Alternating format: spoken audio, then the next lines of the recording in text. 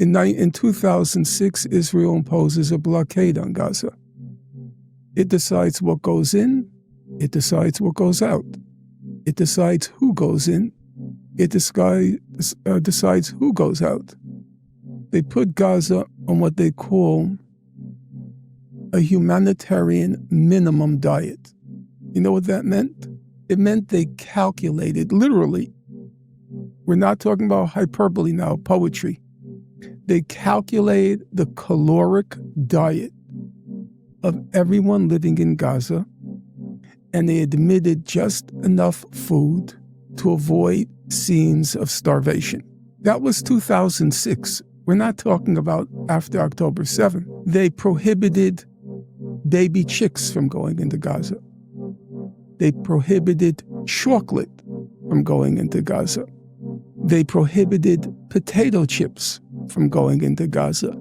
They prohibited condiments from going into Gaza. No cinnamon allowed in Gaza. Why?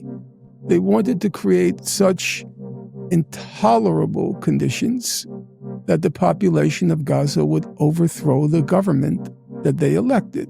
The Economist magazine, which you know is not a flaming liberal magazine, it describes Gaza as, quote, a human rubbish heap. The leading UN official on Gaza describes it as, quote, a toxic dump. 60% of the young people in Gaza, the people who burst the gates of Gaza on October 7th, 60% of them are unemployed.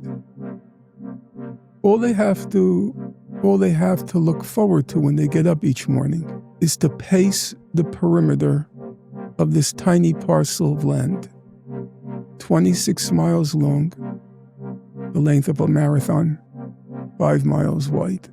That was Gaza.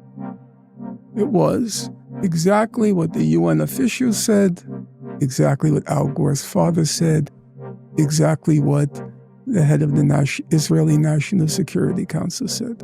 They were born into, they languished in, and they were destined to die in a concentration camp. It was like an elephant burial ground, really.